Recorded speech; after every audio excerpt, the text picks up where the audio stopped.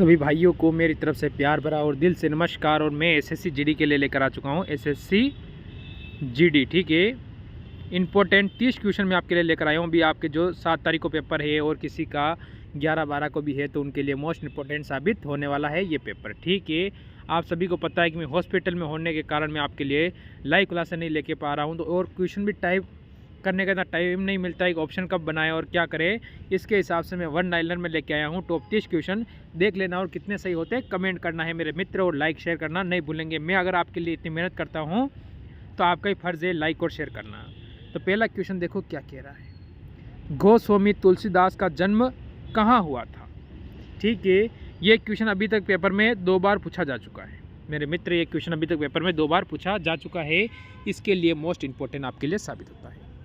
तो जो भी मित्र यहाँ पर कह रहा है उत्तर प्रदेश बांदा जिला, बिल्कुल सही हो जाएगा। आगे चलते हैं। देखो कई टाइपिंग में गलती हो जाए उसके लिए माफ़ी चाहता हूँ। इमरजेंसी में सब ऐसे ही लेके आया हूँ मैं आपके लिए। आगे देखो, कलंदर की उपाधि किसने धारण की थी, ठीक है।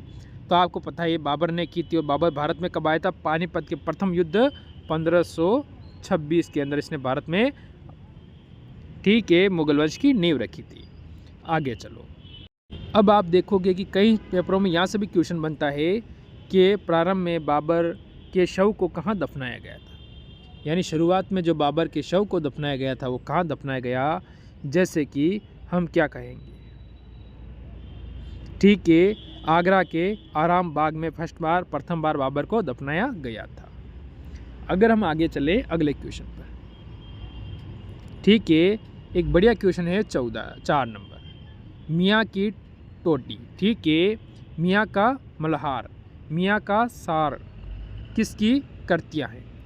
सारंग भी है, ठीक है मेरे मित्र। तो आप कहोगे तानसेन, तानसेन यानी तानसेन की कृतियाँ है ये। आगे देखो 5 नंबर। अकबर ने गुजरात पर कब जीता था? अकबर ने गुजरात को कब जीता था या कब्जा कब किया था? जीतना नहीं, किसी पर ज़बरदस्ती कब्जा करना होता है वो, ठीक है। तो अकबर ने कब्जा कब किया था? तो आप कहोगे 1571 में। अगला क्वेश्चन, मनसबदारी प्रथा किसने शुरू की थी? तो ये पता है अकबर ने की थी। आगे चलो, अकबर का जन्म कब हुआ था? क्योंकि यहाँ से अभी तक देखे गए अकबर से हर 2-3 शिफ्ट में छोड़कर एक क्वेश्चन पूछा जा रहा है, तो क्यों ना हमारी शिफ्ट में पूछा जा सकता है। इसके लिए यहाँ से हम एक क्वेश्चन क्लियर कर लेते हैं। 15 अक्टूबर 1542 में उसका जन्म हुआ था। आगे चलो अगले क्वेश्चन पर, अकबर के दास प्रथा का अंत कब किया था? ये आपसे पूछा गया है कि अकबर ने दास प्रथा का अंत कब किया था। तो यहाँ पर हम देंगे मेरे मित्र 1562 में उसने दास प्रथा का अंत कर दिया था। आगे आता है क्वेश्चन नंबर 9। रामकृष्ण मिशन की स्थापना किसने की थी? जो रामकृष्ण मिशन है, ठीक है, उस मिशन की स्थापना किसने की थी? तो जो भी मेरे मित्र स्वामी विवेकानंद की ओर जा रहे हैं वो बिल्कुल सही है, ऑप्शन नंबर, ठीक है। या तो ऑप्शन है ही नहीं। चलो आगे चलो, क्योंकि हर बार ऑप्शन के करवाता हूँ, अभी कभी इमरजेंसी में ऑप्शन नहीं ला पाया ना, इसके लिए। अगला क्वेश्चन कहता है गदर पार्टी की स्थापना किसने की थी? यानी जो गदर पार्टी है उसकी स्थापना मेरे मित्र किसने की थी, यहाँ से आपको बताना है।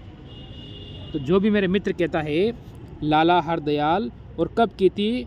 1913 में इसकी स्थापना की थी। आगे चलो क्वेश्चन नंबर 11। द्वितीय गोलमेज सम्मेलन कब हुआ? तो 3 गोलमेज सम्मेलन हुए थे, ठीक है। तो आपसे पूछा गया है कि द्वितीय गोलमेज सम्मेलन कब हुआ था। तो मेरे मित्र जो आप उत्तर दे रहे हो 7 सितंबर 1931 से लेकर 1 दिसंबर 1931 के मध्य हुआ था, ठीक है। ये हुआ था द्वितीय, और प्रथम हुआ था 1930 में, और इसके बाद एक और हुआ था 1932 में, एक 1932 में भी हुआ था, यानी 3 गोलमेज सम्मेलन हुए थे। आगे चलो, आराम हराम है किसका प्रमुख नारा था? क्योंकि आपने पहले तो आराम कर लिया और अब ऐसे जीडी का पेपर दे रहे हो, घबरा रहे हो, अरे कहीं गलत हो गया, सही नहीं हो रहा है, तो इसी कारण से कहा गया कि आराम क्या है? हराम है। जवाहरलाल नेहरू। आगे चलो, क्वेश्चन नंबर 13। फॉरवर्ड ब्लॉक का गठन किसने किया था? तो हम क्या कहेंगे कि फॉरवर्ड ब्लॉक है, उसका गठन किया था सुभाष चंद्र बोस। आगे 14 नंबर क्वेश्चन, भारतीय राष्ट्रीय कांग्रेस के प्रथम अंग्रेज अध्यक्ष कौन थे?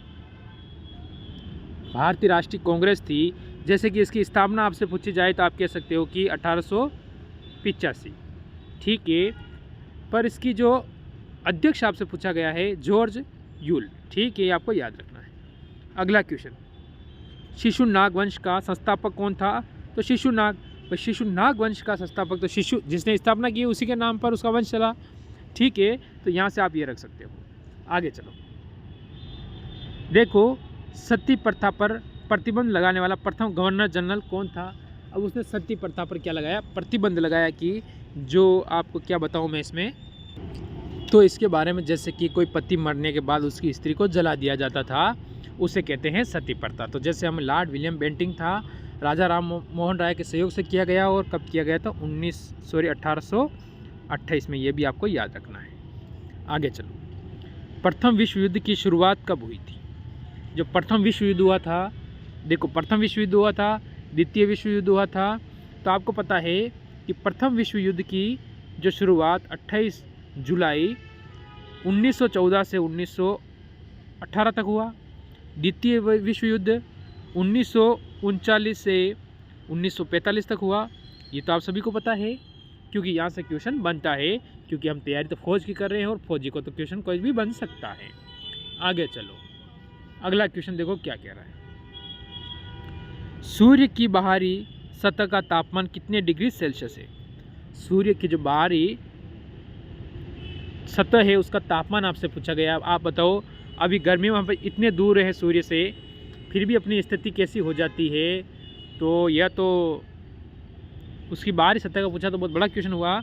तो 6000 डिग्री सेल्सियस हम यहाँ से कह सकते हैं। आगे चलो, अगला क्वेश्चन, आकार की दृष्टि से दूसरा सबसे बड़ा ग्रह कौन सा है? ये आपको बताना है। तो सभी को पता है कि शनि ग्रह होता है। तो सबसे बड़ा तो बृहस्पति सभी को पता है, ठीक है, बृहस्पति बड़ा हो जाता है, और सेकंड नंबर पे कौन होता है? शनि हो जाता है। पृथ्वी का सबसे निकटतम ग्रह कौन सा है? ये भी आपका क्वेश्चन बनता है, पृथ्वी का सबसे निकटतम ग्रह कौन सा है? तो आप सभी कहोगे कि शुक्र ग्रह है। अब ठीक है, यहाँ से आपका ये अच्छा क्वेश्चन बनता है, ठीक है, शुक्र हो जाता है। शुक्र को पृथ्वी की जुड़ा बहन भी कहते हैं, ठीक है, ये आपको ध्यान रखना है। आगे चलो, अगला क्वेश्चन आपसे कहता है, चंद्रमा पर पाए जाने वाले धूल के मैदान को क्या कहा जाता है? चंद्रमा के ऊपर जो धूल के मैदान है उसे हम कहते हैं क्या? कि शांति सागर। पृथ्वी और सूर्य के बीच की दूरी कितनी है? ये भी आपसे क्वेश्चन बढ़िया बनता है यहाँ से। तो आपको पता है कि 14.70 करोड़ किलोमीटर, या फिर कई जगह 15 भी आता है, ठीक है, 15 भी लिखा आता है, 14 नहीं लिखा आता, वहाँ पर 15 करोड़ लिखा आता है। ये भी आपको ध्यान रखना है, क्योंकि बहुत सारे बच्चों को ये देखने को मिलता है, बहुत सारे को ये मिलता है, इसके लिए आपको डाउट नहीं रखना है। आगे चलो, हेली नामक धूमकेतु का परिक्रमा काल कितने वर्ष का है? यानी वो कितने वर्ष के अंदर जो अपनी परिक्रमा होती है वो पूरी करता है, ऐसे ऐसे घूमते घूमते, तो हम कहेंगे 76 वर्ष का, जैसे कि आपको पता है, याद ध्यान रखना है। आगे चलो,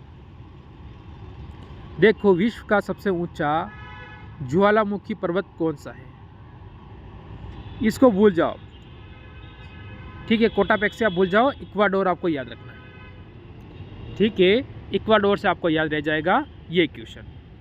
अब आपके सामने 26 नंबर क्वेश्चन पूछा गया है, लाल बहादुर शास्त्री अंतर्राष्ट्रीय हवाई अड्डा कहाँ स्थित है? लाल बहादुर शास्त्री अंतर्राष्ट्रीय हवाई अड्डा कहाँ स्थित है? सभी को पता है, वाराणसी के अंदर हो जाता है। अगर एक और क्वेश्चन बनता है, अन्ना अंतर्राष्ट्रीय हवाई अड्डा कहाँ स्थित है? अन्ना, तो हम कहेंगे चेन्नई, अन्ना चेन्नई, ठीक है। आगे चलो, भारत में वायु परिवहन की शुरुआत कब हुई थी? ये बढ़िया क्वेश्चन है। वायु परिवहन की शुरुआत भारत में कब हुई थी? तो हम कहेंगे 1911 में भारत में वायु परिवहन की शुरुआत हुई थी। ये भी आपको याद रखना है।